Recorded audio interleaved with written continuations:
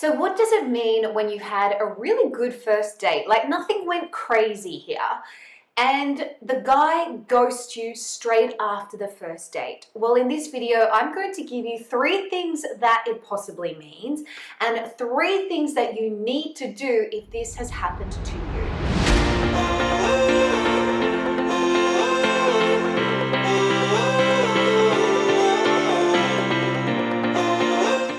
Hey everyone, welcome back to my channel. I'm Renee Slansky. I'm a professional dating and relationship coach, and I help women from around the world find and build incredible love lives that they are deserving of.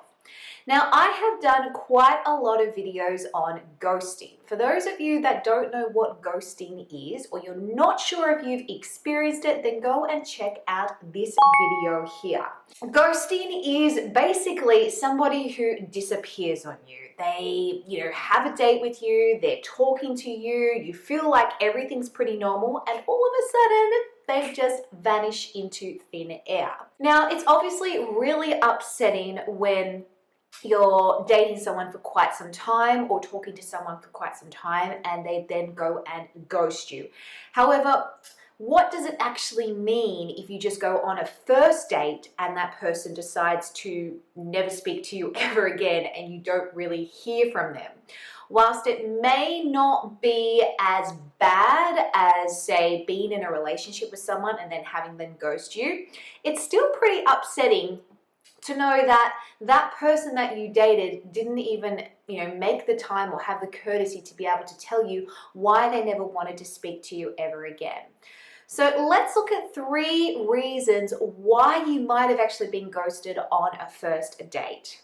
But before I do that, don't forget to subscribe to my channel and drop a thanks, Renee, if this video is helping you, and to give me a big thumbs up. Okay, reason number 1, it's him. Basically, ghosting is something that often has more to do with the person that is ghosting you rather than the person that has been ghosted. So if you've had a great first date and you feel like everything was pretty normal and then you never hear from that guy, you reach out to him, you try to get messages and you're blocked and you basically get 0 response, then chances are he's just not ready. Either he realized that you're not the girl for him, or he's just not emotionally ready to be able to invest further into the relationship. Either way, you have your answer about where he is at with you and his emotions, and that should be confirmation enough to know that he's not worth any more investment and thought time. Or number 2, unfortunately, it's you.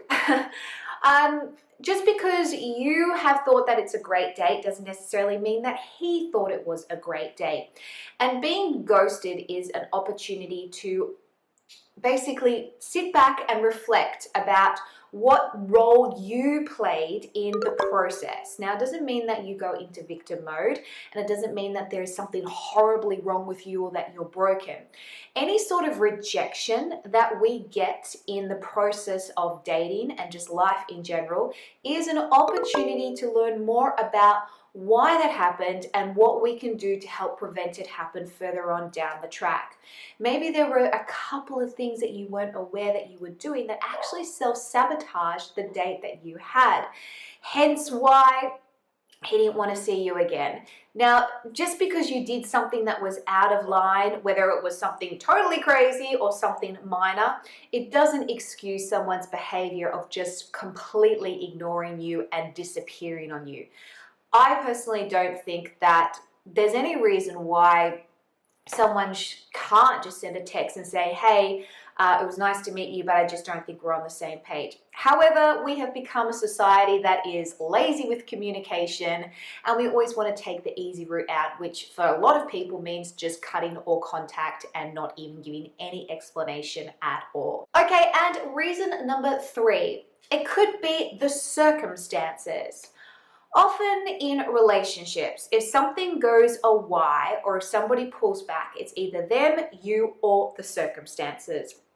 Now, maybe the circumstances was something happened and They realized that, it was a major family drama or something else really popped up and that became their main priority. And so what they've done is they've completely put all their energy into that instead of following up with you after the first date.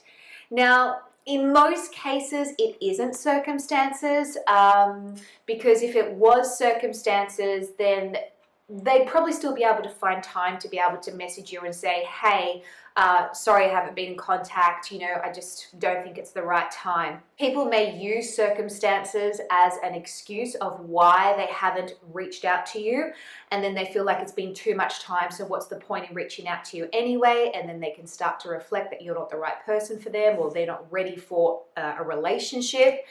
In most cases, I will say it's either point number 1 or point number 2. It's either you or him. However, in very few cases, it can actually be circumstances as well. So what is it that you need to do? Well, there are 3 things that you need to take away from this experience. And before I tell you what they are, I just want to say this.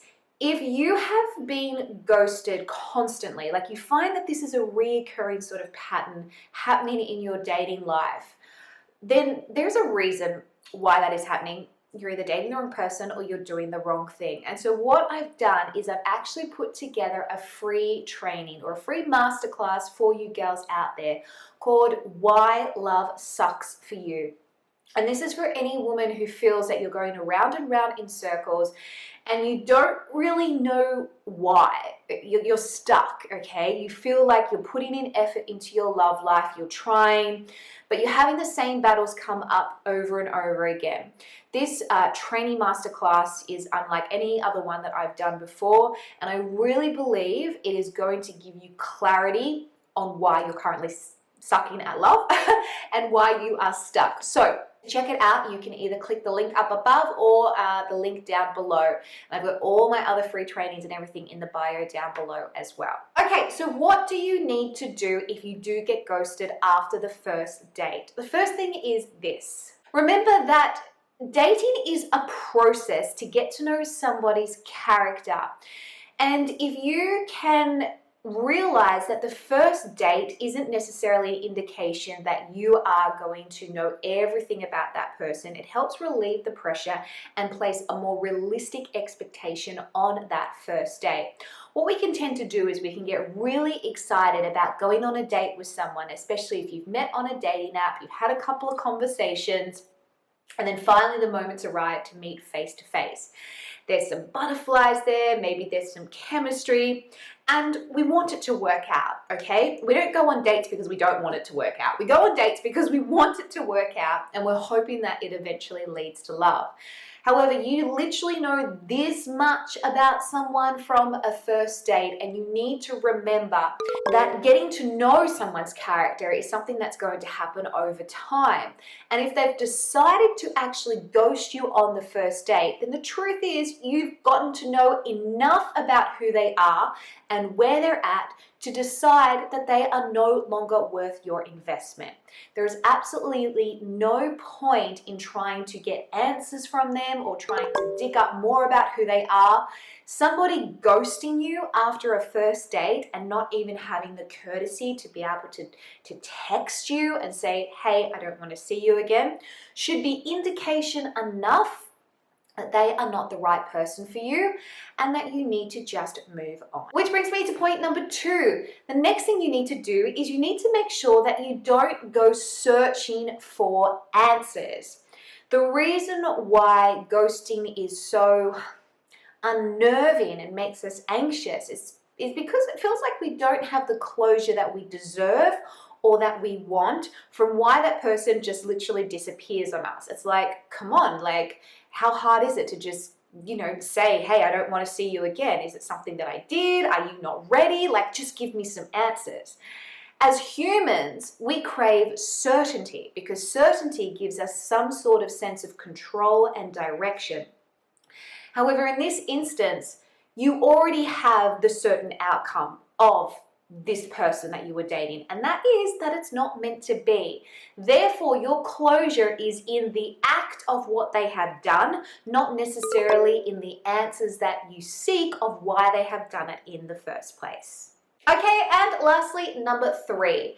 Speaking of closure, this is an opportunity to just close the chapter on that date and that person and be able to move forward. Don't go and keep talking about it in conversations. Oh, that guy kept ghosting me, or that guy ghosted me after the first date. Every time you keep focused on it because maybe you still feel you don't have closure, you're still confused about it, you are magnifying that incident, and therefore you're blocking other opportunities from coming into your love life. Closure is a choice. You need to be able to just decide, okay, I know enough to be able to know that this person is no longer worth my mental, emotional investment, not worth my time. So therefore, I am going to choose to move forward. I'm going to choose to not speak about it. I'm going to choose to not focus on it. And I'm going to choose to put my energy into maybe things that can help you avoid being ghosted later on, whether that is love education, like watching one of my trainings, whether that is working on some of the things within yourself to become a more dateable woman. I've got a guide on that down below as well. Or whether it is just being able to identify which man actually is ready and emotionally available. Either way, we always have a choice whenever we have an incident like this happen in our life. And if you're able to choose to put your energy into building the new rather than trying to resurrect the dead from the old, then you're going to have a much better opportunity and much better outcome if you're putting your energy into something more positive. Well, ladies, I hope that gave you a little bit of peace and it gave you some answers to why you were ghosted on the first date. Unfortunately, it is something that is really, really common. Statistically speaking, men actually get ghosted more than women. So let's not just be, blow things out of proportion. Either way, it sucks, and I've done another video on what to do if a ghoster actually does come back into your life and wants to reconnect, so check that out there as well.